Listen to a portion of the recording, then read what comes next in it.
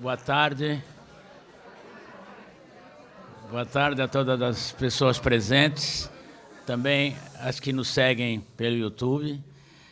Hoje temos, dando sequência ao ciclo de conferências Pensar, temos conosco Pensar a Natureza, com o nosso acadêmico Ailton Krenak. É uma honra, pois, recebermos aqui na casa e é uma alegria para nós todos. Eu vou, como é de praxe, ler um pouco o seu currículo, depois nós vamos ver um pequeno filme, um pequeno vídeo. Todo mundo conhece o Krenak de cor e salteado, né? Mas, enfim, faz parte do protocolo a leitura da sua biografia, do seu mini currículo aqui, para não perdermos tempo. Krenak é ambientalista, filósofo, poeta, membro da Academia Brasileira de Letras, nossa academia, doutor honoris causa pela Universidade Federal de Minas Gerais e pela Universidade Federal de Juiz de Fora. Como uma liderança histórica no movimento indígena, exerceu um papel crucial na conquista dos direitos indígenas na Constituinte de 1988. Ativista do movimento socioambiental e defensor dos direitos dos povos indígenas, participou da fundação da Aliança dos Povos da Floresta e da União das Nações Indígenas, a UNI. Em 2005, coescreveu a proposta da Unesco que criou a Reserva da Biosfera da Serra do Espinhaço. Em 2017, sua trajetória foi tema do documentário Ailton Krenak e o Sonho de Pedra, do diretor Marco Alberg. Em 2019, escreveu o livro Ideias para Adiar o Fim do Mundo, e nos anos seguintes, as obras O Amanhã Não Está à Venda e A Vida Não é Útil. Eu passo, então, antes de passar a palavra, pois, ao nosso convidado, peço ao Castorino que providencia a projeção do filme, por favor.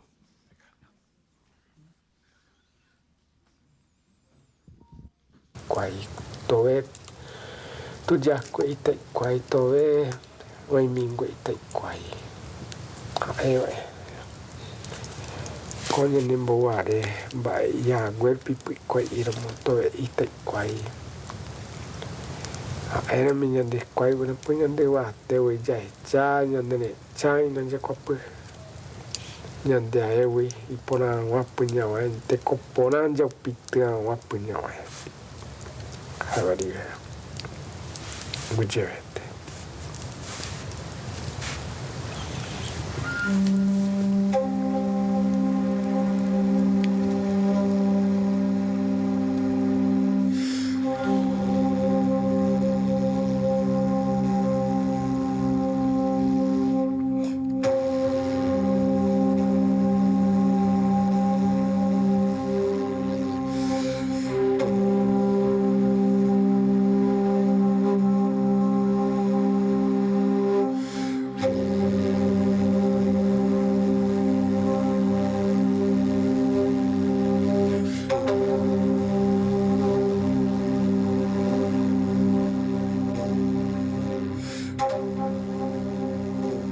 Enquanto fadas correm das fogueiras e dragões mergulham em lagos profundos, enquanto gente é enlaçada e serpentes cósmicas se transformam em lenda, damas e senhores se vestem de sedas e demandam o trabalho de milhares de mariposas conhecidas como bichos da seda.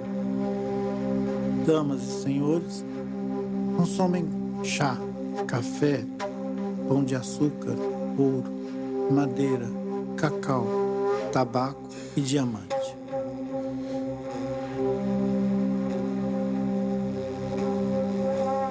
The age of exploration is the name given to the phenomenon that occurred between the 15th and 17th centuries, when countless expeditions left major European powers towards territorial conquest in the search for spice, trade, and new sources of precious metals with the intent of converting native people to Christianity and slave labor. The age of exploration is how they call a sort of tsunami caused by geopolitical faults and not by geological faults.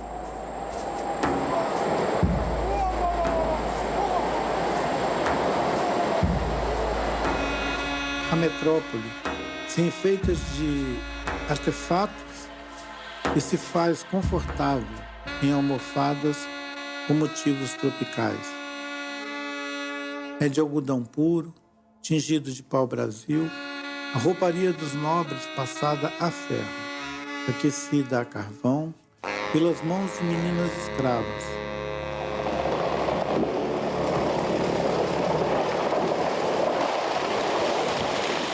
Caminhos passam a se chamar companhias e seguem na direção das Índias. Para descobrir, é preciso desconhecer. Descobrir é uma afirmação da própria ignorância. A ignorância é violenta e usa pólvora para se impor. E assim, cidades douradas comem minas e matas. Colonizar é instalar o sistema do mercado. Muitos seres são levados à combustão que move a roda da fortuna, como um trem que nunca vai parar. Chamam de reino, coroa, domínio, sempre foi supermercado. O que deu errado no mundo é que o projeto de alguns homens deu certo e eles ficaram ricos. Dinheiro não pede permissão, não pede licença, dinheiro paga e faz tudo mercadoria. Até memória vira patrimônio. À medida que a natureza se extingue, um outro mundo passa a ser criado. Um metamundo, feito de representações da natureza e que pode ser consumido. A natureza se torna encantada e sobrevive, mesmo que no imaginário. É a natureza que está no comando. Ela é cósmica, é filha do Sol. A natureza é Ouroboros. Para os valores do mundo capitalista, terra é propriedade, pedra é riqueza, água é recurso natural.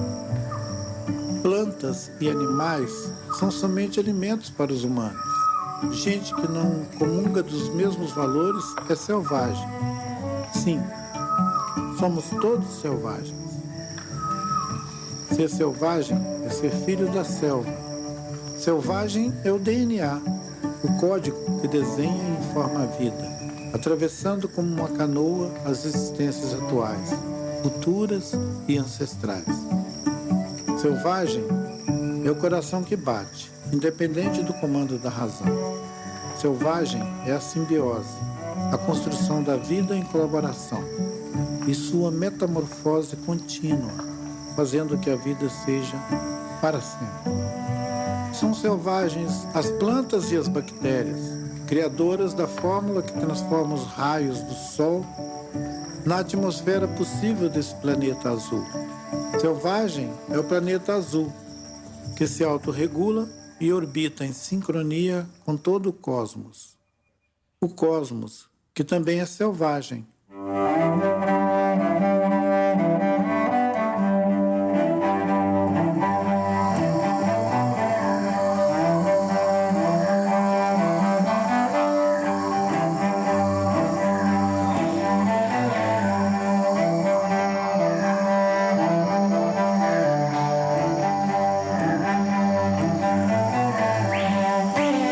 Somos a fera e a esfera.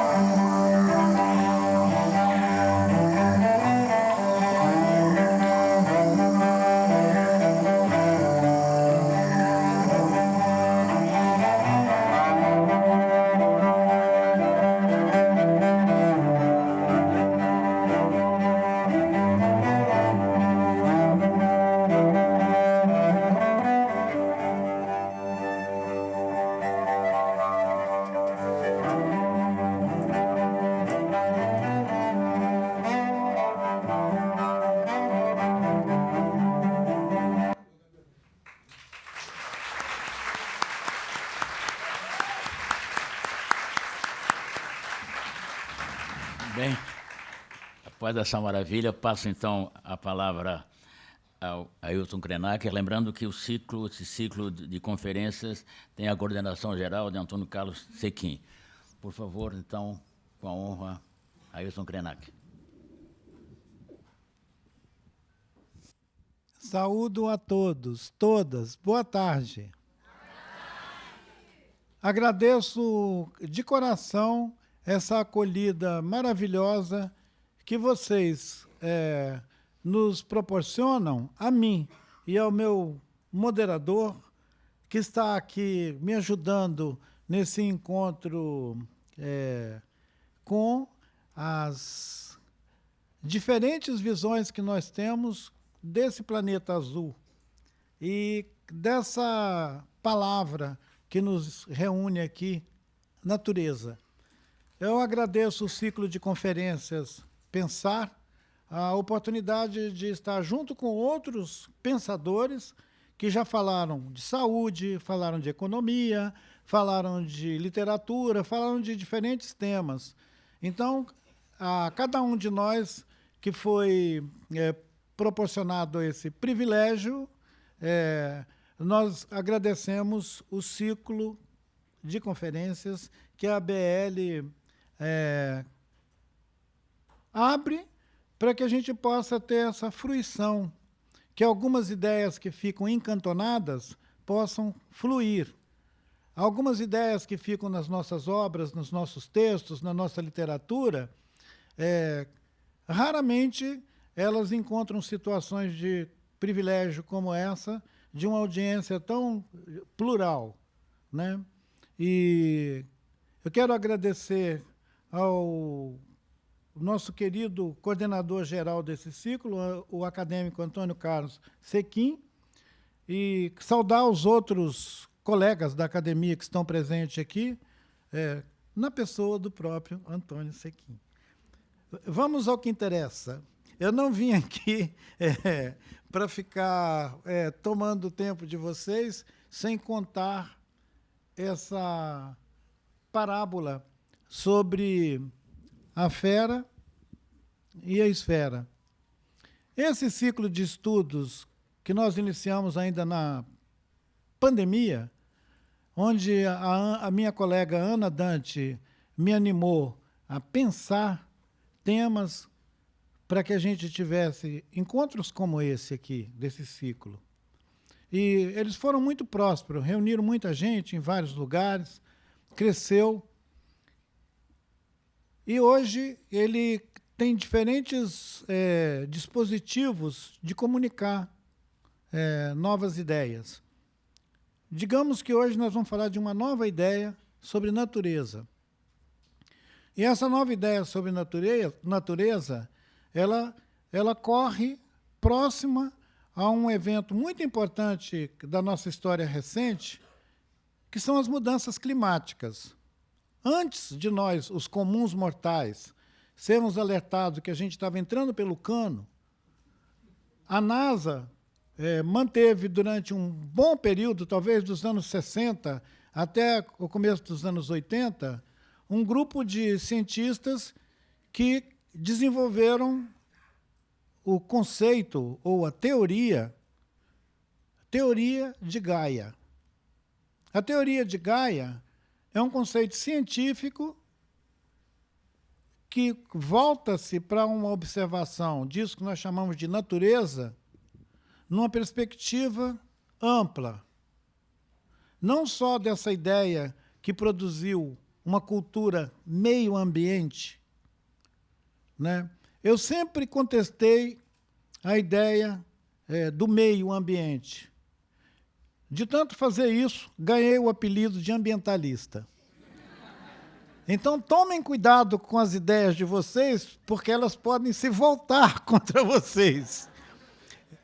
Eu ia às escolas, aos colégios, e dizia para a professora, para a coordenadora pedagógica, não insistam com as crianças com essa ideia de meio ambiente, porque isso separa o corpo da criança do entorno onde ela está.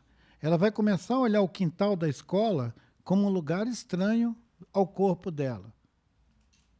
Não diga para uma criança, não põe a mão no chão, que o chão é sujo. Isso vai produzir um abismo cognitivo nesse serzinho que está crescendo, e ele vai começar a achar que o corpo dele é um organismo tão estranho quanto um vírus aqui dentro do corpo desse organismo vivo, que é a Terra, que os povos indígenas sempre chamaram de Mãe Terra. Eu já fiz um comentário sobre essa expressão que nossos antepassados nos ensinaram e que a gente insiste em falar Mãe Terra, e um comentário sobre como os não indígenas observam essa expressão. Observam com um pouco de desconfiança. Tipo, eles vivem fabulando. Lá vem os indígenas fabulando. Eles chamam a terra de mãe. Os jesuítas diziam que eles até chamavam o sol de pai, ou Deus, ou Tupã. Vamos aos jesuítas. Ora, os jesuítas, quando chegaram por aqui, eles insistiam com a ideia de que os indígenas nomeassem um Deus. E os indígenas não nomeavam Deus nenhum. Então eles começaram a ficar com um problema muito sério. Mas como? Essa gente não tem um Deus? Vamos inventar um Deus para eles. E inventaram Tupã. E inventaram outras coisas que nenhum povo indígena que eu conheço considera Deus. Quer dizer, os jesuítas, eles estavam tão chapados de Deus que eles tinham que enfiar um Deus em alguém.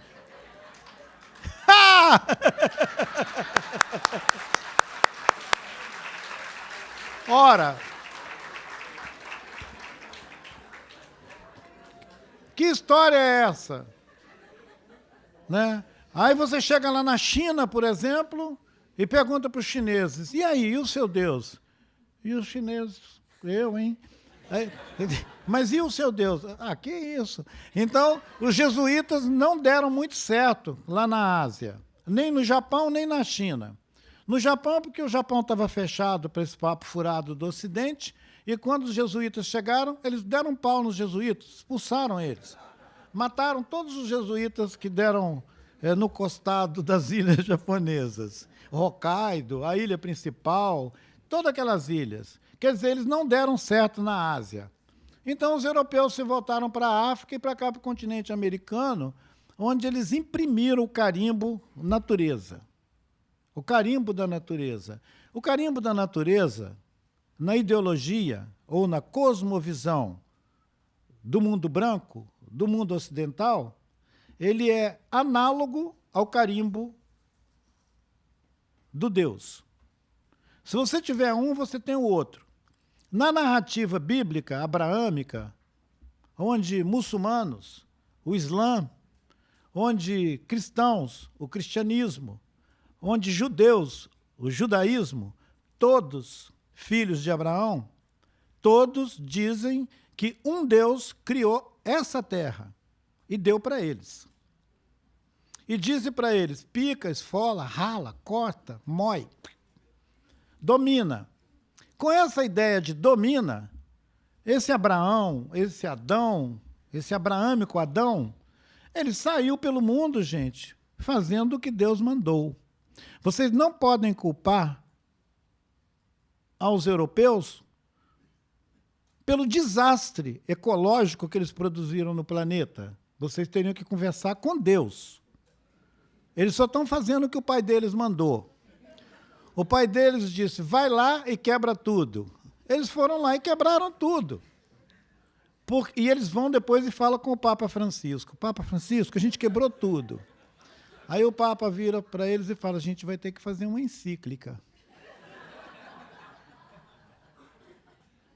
A última encíclica do Papa Francisco, ela está dizendo para o seu povo, calma, a Terra não suporta o nosso tropel. Eu gostei muito do Papa Francisco ter feito esse calma. a Terra não suporta o nosso tropel, a nossa fúria. Consumo, consumo, consumo, comer, comer, comer. A fera e a esfera. Somos nós a fera e a esfera. É uma maneira da gente atravessar esse abismo cognitivo que nos tornou todos refém de uma ideia absurda de que o nosso corpo é diferente do corpo de uma formiga, de uma árvore, de um peixe. Aí você fala, mas qual peixe? De um organismo vivo. Nós deixamos de nos sentir organismo vivo e passamos a reivindicar um especismo do humano. O especismo do humano, a espécie, os sapiens.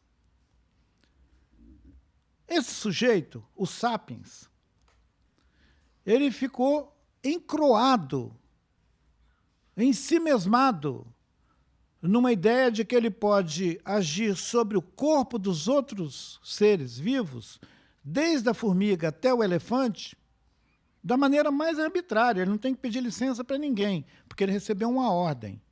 Vai lá e quebra tudo. Então, com essa ordem de vai lá e quebra tudo, a gente reproduz também sociedades violentas que querem colonizar, recolonizar. Se houvesse possibilidade, assim como se imagina a reciclagem de materiais, reciclar o plástico, reciclar as latas, reciclar todo esse material que a gente manipula nas nossas maneiras de subsistência, de organização, de consumo de mundo, nós íamos imaginar uma reciclagem do planeta. Quer dizer, a nossa mentalidade sobre o corpo da Terra, ela é tão dissociada do sentido da vida, da produção da vida, que ela acredita que a gente pode reciclar o planeta. Ora, gente, isso parece um conto fantástico em que uma determinada humanidade se sentiu tão à vontade para triturar o planeta em que viviam que eles convenceram-se de que eles podem fazer outro. Alguns acham que podem ocupar outro. A síndrome colonial, ela acha que, além de colonizar e estragar essa Terra, nós podemos depois ir colonizar Marte e colonizar outro lugar. O sucesso da nossa experiência intelectual, da nossa capacidade inventiva, que nos possibilita produzir máquinas incríveis, como o poeta Carlos Drummond de Andrade. O nosso querido Drummond, ele diz no seu poema O Homem e as Viagens. Não é isso? O Homem e as Viagens. Ou O Homem, as Viagens. É maravilhoso como Drummond, quando os humanos estavam mandando o Apolo 11 para tentar botar a estação no espaço, ele já teve uma antevisão do desastre. Ele falou, lá vai esse humano, esse bicho pequeno na Terra.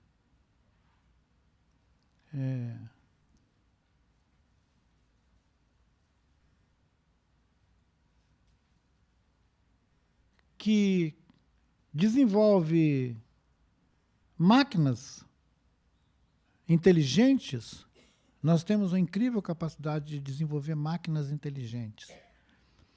Àquele tempo, Drummond já sabia que algum engraçadinho ia devolver para o mercado, para o nosso prazer, a tal da inteligência artificial. Ele já sabia.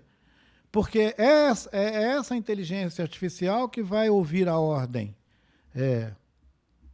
Vá, né? Me leve a Marte. Inventa roupa insiderável. Uma roupa insiderável. Quer dizer, uma roupa que não pega fogo, porque a gente vai para um lugar que é só fogo, né? É uma certa fúria e uma disposição da espécie, do humano, de se danar no espaço, ao invés de se apaixonar pelo espaço, ao invés de amar o planeta onde ele tem seu habitat. O corpo humano não foi feito para habitar Marte. A nossa estrutura, a nossa fisiologia, a nossa anatomia, todo o nosso aparelho é para habitar esse maravilhoso planeta azul com oxigênio, com água abundante, com muita luz, com coisas maravilhosas que nos produz assim como produz samambaias. A gente tinha, como diz Manuel de Barros, a gente deveria ter uma vocação para samambaias. Os humanos, vaidosos, orgulhosos de si, vão dizer, mas o que é isso? Nós estamos ouvindo alguém dizer que a gente podia ter vocação para formiga, árvore, samambaia. Ele está repetindo o erro do poeta Manuel de Barros e ainda trazendo junto com ele o equívoco do Drummond. Esse sujeito só carrega junto com ele pessoas que não acreditam que a espécie sapiens pode submeter a vida no planeta e instituir globalmente uma ideologia especista que trata a natureza como uma coisa separada, da qual nós podemos até prescindir, porque nós somos sapiens. Esse sapiens, eu desconfio que ele não tem cura.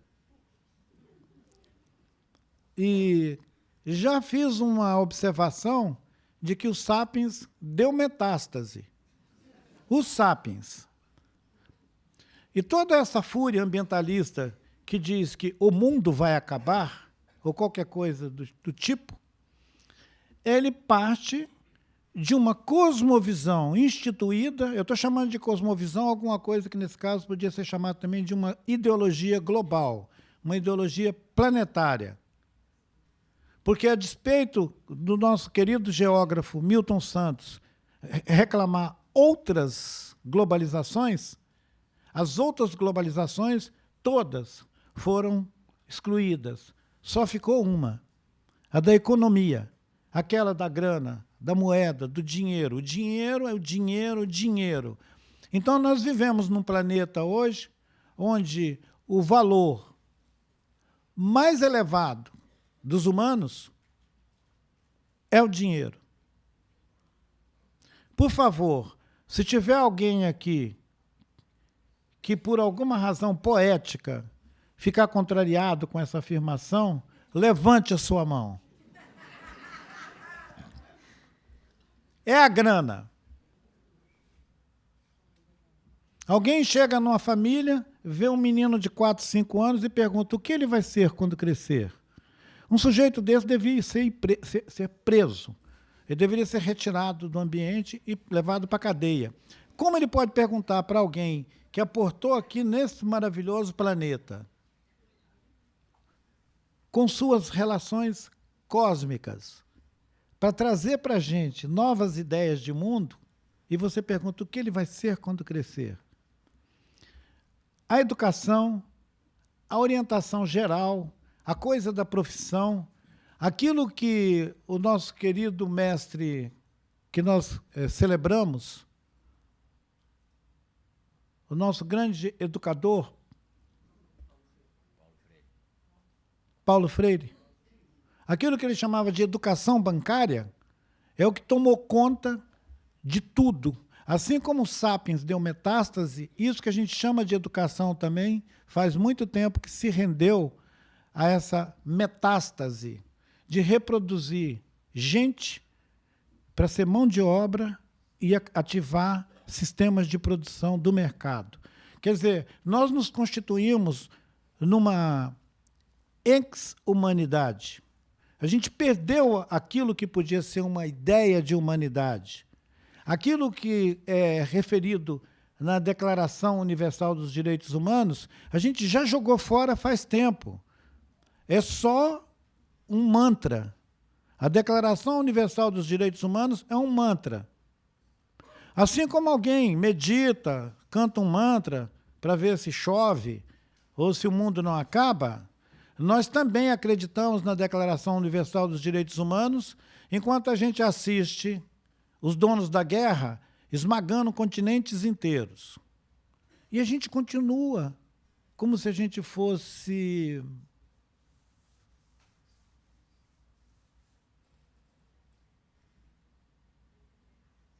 mentecaptos.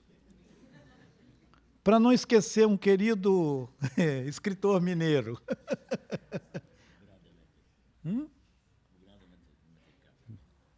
O grande mentecapto. O grande mentecapto aqui ele podia ser pensado como uma espécie de Big Brother, para dar a ele a escala global, né? Ele não pode ser um mentecapto regional. No evento da globalização, nós todos embarcamos naquilo que o Copenau Yanomami, o meu querido amigo Davi Copenau Yanomami, um pajé Yanomami, que tem um livrão desse tamanho, A Queda do Céu, que não é todo mundo que encara. Tem muita gente que consegue ler a lista telefônica, mas nem todo mundo lê A Queda do Céu. Então, o que a Queda do Céu diz? Ela traz uma cosmovisão de um povo que viveu 2000 anos, pelo menos os últimos 2000 anos, lá na fronteira com isso que é a Venezuela. Muito antes de existir a Venezuela, muito antes de toda essa lenda colonial, um povo viveu 2000 anos engendrando uma visão de mundo que é compartilhada em A Queda do Céu, que é maravilhamento, é puro maravilhamento. A gente podia imaginar mais 200, 300 narrativas tão ricas, tão maravilhosas quanto a cosmovisão Yanomami, de outros povos que tiveram a oportunidade de sobreviver ao absurdo que foi a chegada dos europeus aqui no continente americano. Os europeus imprimiram no continente americano, gente, a ideia de natureza. É lá no século XVII, lá no século XVIII, que os filósofos europeus se nutrindo, assim como tiravam ouro, diamante, tiravam ideias também daqui. Aliás, alguém me disse hoje que essa região do mundo, que nós bancamos a riqueza dos outros. A gente banca a experiência dos outros, em tudo. Especificamente, esse meu amigo fazia referência à arte, a audiovisual, a cinema, as artes. Ele diz que nós somos uma espécie de canteiro, um celeiro para os outros. A gente continua bancando a riqueza alheia, né? Que nós temos uma espécie assim de predisposição para doar tudo o que a gente não é capaz de avaliar para os outros fazerem riquezas.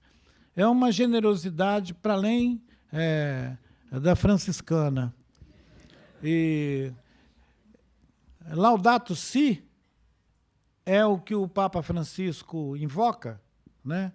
Nesse Laudato Si, ele está lembrando o povo dele, os seus cristãos, que a gente já transformou a Terra num deserto e que nós estamos prestes a não deixar herança nenhuma para as futuras gerações. Que se a gente conseguir seguir nessa pegada, quando for ali pelos anos 40, 50, nós vamos estar reduzidos a alguns feudos espalhados pelo planeta, enquanto o resto da Terra vai estar devastada pela nossa fúria, pelo petróleo, pela extração de água, a crise hídrica planetária. A gente não tem mais como brincar com isso.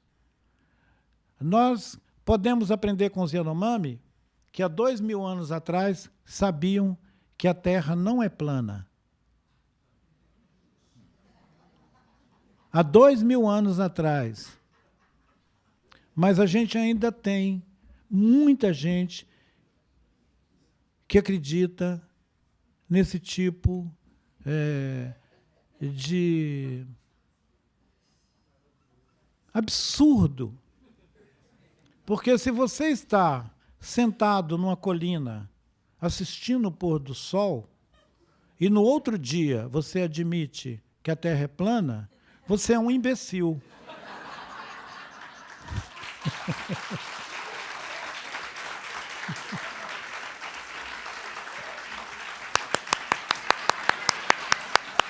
Então,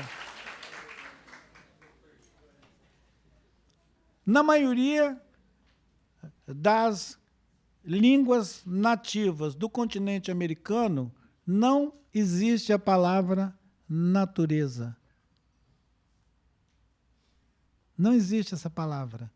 É um esforço enorme de tradução, tentar criar uma expressão para falar isso que os brancos chamam de natureza. Então, como que alguém pode ser ambientalista? Como atravessar esse abismo cognitivo que nos tornou todos refém de uma ideia que nos separa do organismo que supre a gente, que nutre a gente e que nos produz? Eu não preciso insistir que, se desidratar o Ailton, vai restar só um bagaço de cálcio e algumas outras coisas ali no chão, em minutos. Desidrata qualquer um de nós e a gente é palha. Então, nós somos supridos pela atmosfera, pela biosfera de Gaia. Esse organismo que Carl Sagan e que o meu amigo Emanuele Cotcha, que vem lançar livro aqui no Brasil de novo daqui a pouco, quer dizer, além de tudo, nós somos um grande espaço para os outros lançar livros.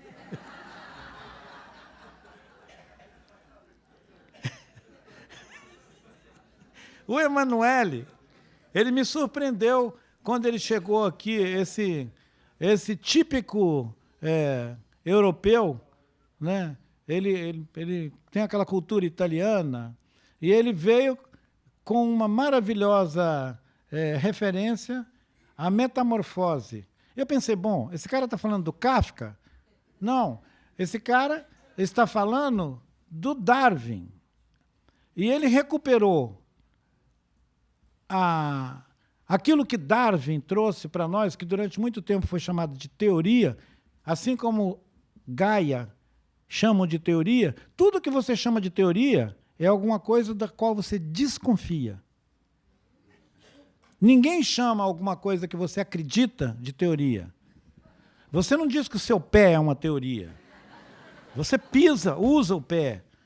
Você não diz que a sua fome é uma teoria. Não tem uma teoria da fome. Tem fome, e fome mata.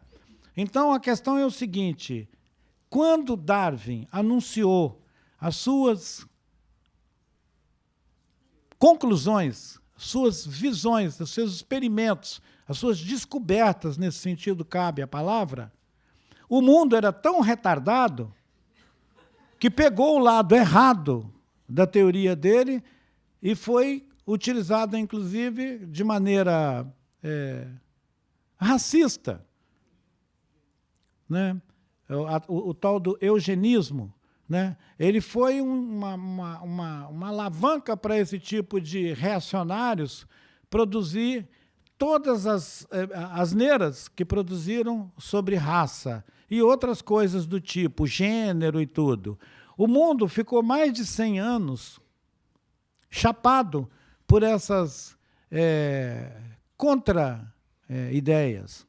Então, eu gostei muito quando esse filósofo e professor de uma das universidades de Paris escreveu e publicou Metamorfose, onde ele diz que uma lagarta, aquela máquina de mastigação, aquele estômago de comer folha, aquela lagarta cheia de folha, ela vai fazer uma passagem, vai produzir um casulo, e dele vai sair uma borboleta como a maneira de exemplificar que a vida atravessa tudo. A vida da borboleta, da lagarta, a minha, a sua, a da árvore, a do periquito, do papagaio, da arara e da palmeira dali do Jardim Botânico, a vida, a nossa vida é a mesma, em todos esses organismos diversos. A vida de uma formiga, a vida que passa no corpo da formiga é a vida que passa em mim. Não tem nenhum problema com isso. Mas quando você acredita nessa excepcionalidade da espécie humana, que o que aparece ali, na verdade, é uma entidade espiritada, uma coisa cheia de almas e espíritos, você esculhamba geral com o sentido da vida. A vida não tem nada a ver com essa história, com essa fabulosa, ou com esse fabulismo que as culturas humanas inventaram sobre si mesmo. Nós inventamos muita coisa sobre nós mesmos. Duro é experimentar a vida como ela é. Ela muda a nossa perspectiva, inclusive, sobre a ideia de finitude. Porque se a vida está em tudo, eu definitivamente posso me considerar uma experiência eterna. A vida nunca acaba. A vida nunca acaba. A vida nunca acaba. Nós, esse aparato, o casulo, acaba. A vida passa. A vida é borboleta. A vida pode ser lagarta de novo. A semente, a árvore, a planta, a terra. Nós somos terra. Então, por que a gente quer imprimir uma ideia transcendental em algo que é tão verdadeiro e que nos atravessa de uma maneira tão arrebatadora que é impossível a gente não ser, de alguma maneira, tocado por essa experiência verdadeira da vida. Quer dizer, a gente prefere uma vida inventada do que a vida de verdade que esse organismo Terra nos proporciona, instalado numa galáxia, evoluindo num cosmos. Será que as pessoas vão ter vertigem se tentar pensar isso? Eu acho que era o Milor que dizia que pensar não dói. Não é isso? Então, viva o Milor que dizia pensar não dói, e lembrar o seguinte, pensar não dói, gente. De vez em quando dá um pouquinho assim, de balanço. Mas pensar não dói. Esse ciclo pensar é muito bem-vindo, porque ele dá uma oportunidade de fazer uma comunicação dessa que, em outros contextos, podia ser considerado uma heresia, ou uma provocação, ou uma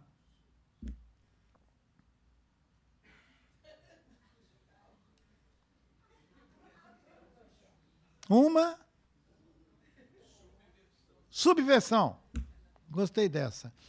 Mas, voltando, os subversivos e os inversivos, e todos concordaram até ontem que a gente podia picar esse planeta. A gente podia moldar esse planeta, torcer esse planeta. A primeira vez que eu tive conhecimento da ideia dos experimentos genéticos, já passou? Dos experimentos da manipulação genética e tudo, eu já achava escandaloso fazer isso com as plantas. Depois, quando fizeram com a ovelhinha, depois, quando saíram fazendo com gente e tudo, eu falei, desceu a ladeira. O Sapiens desceu a ladeira.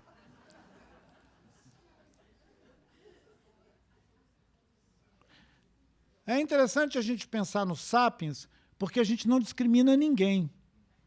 Sapiens somos todos.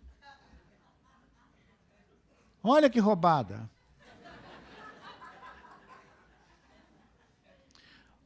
A vocação serial killer do Sapiens ela se manifestou quando ele aniquilou o Neandertal. Nessa história da evolução dos bichos, nós, os humanos não gostam de serem chamados de bichos. Que isso? Nossa! Olha, esses engraçadinhos dos humanos, essa peste dos humanos, que come tudo, que mata tudo, eles precisam entrar na lista das espécies em extinção. Nem que seja o último. Eu voto a favor. Os sapiens têm que entrar na lista de extinção. Assim, sem discriminação. Tem que ser a extinção da espécie sapiens. Não é de meia dúzia de sapiens, um com a orelha, o outro sem orelha. É todos.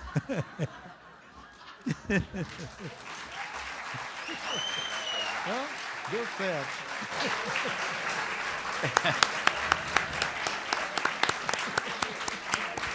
Bem, foi dessa maravilhosa explanação e conscientização do mundo. Eu fiquei anotando algumas coisas nesse pouco tempo que nos resta, mas, por favor, se você permitir, né? Desde a Constituição de 1988 e a luta dos povos indígenas e das forças progressistas do país, a gente pode pensar numa mutação intelectual que pode gerar uma nova sociedade. A gente pode pensar que, aos poucos, entramos em outra era axial, aproveitando aqui as palavras do Ribeiro de Castro, ou o agente Krenak mal saiu do lugar nessa luta? Se tivesse mais um minutinho, eu ia sugerir que a gente pegasse aquele parágrafo de Ideias para Adiar o Fim do Mundo, lá no pós-fácil dele. Aliás, esse livrinho ele está traduzido. A última tradução dele parece que foi na Coreia. E eu fiquei pensando, olha, os coreanos também estão interessados nisso. Os japoneses, na Suécia, na Europa inteira. E os nossos parentes Aymara e Quechua também estão interessados nessa conversa. E o que é interessante é que um tema que me incomodava e que eu não imaginava... Daqui, o fim do mundo. E que eu não imaginava que pudesse interessar outros povos. Quer dizer, além dos tupiniquim, tem muita gente incomodada com isso. O que foi mencionado aqui pelo Godofredo, que é essa era, o fim do mundo, da vida no planeta, do sistema solar, etc., como sabemos, é inevitável. Na frase célebre de Lévi-Strauss, o mundo começou sem o homem e terminará sem ele. Isso é só para vocês não ficarem muito grilados com a ideia dos sapiens desaparecer. Se acontecer dos sapiens desaparecer, vocês não fiquem com problema, não. Isso já estava programado. O mundo começou sem os humanos e terminará sem ele. Não é pode terminar, não é terminará sem ele. Esse maravilhoso planeta, que há 4 bilhões de anos é inteligente, tem humor e nos suporta, assistiu a uma experiência dos humanos, né? O meu colega Eduardo Viveiros, ele gosta de se referir a esse período que nós vivemos agora como antropoceno. No horizonte temporal próximo, remete, assim, em última análise, a disjunção ontológica entre imanência e transcendência, inaugurada com a chamada era axial. Essa palavra esquisita, era axial. Uma disjunção que, uma vez estabelecida no seio dos povos axiais, traduziu-se externamente em uma guerra de conquista ou extermínio dos povos imanentes. A catequese dos pagãos, a caça às feiticeiras, o colonialismo, a globalização. Quer dizer, isso são todas motivações que só nos afetaram quando esse império da transcendência, ao mesmo tempo frágil e agressivo, nunca hesitou em recorrer ao etnocídio, ao genocídio, ao ecocídio para estabelecer sua soberania universal. O que é essa referência a uma era axial? O conceito polêmico, mas útil, de era axial é do Karl Jaspers. Depois foi retomado por Eisenstadt, e depois por outros autores. Ele gosta de citar as bibliografias. E muitos outros autores. Ele se refere a uma suposta mutação intelectual, uma mutação intelectual ocorrida em diferentes sociedades ancestrais entre os séculos entre o século VIII e o século III antes de Cristo, que gerou o profetismo judaico, a filosofia grega, o budismo indiano, tudo isso. Aí ele indica essas obras e esses autores para a gente não ficar o tempo inteiro de joelho, imaginando que nós somos lesmas. Parabéns.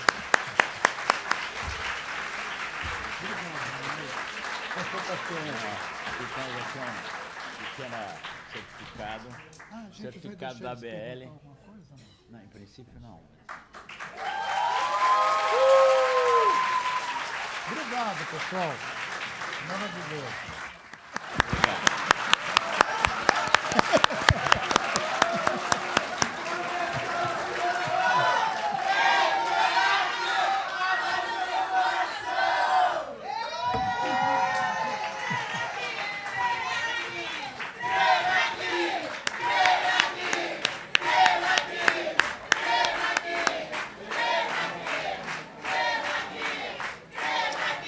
Querido, não acredito numa coisa dessa. Beleza, hein?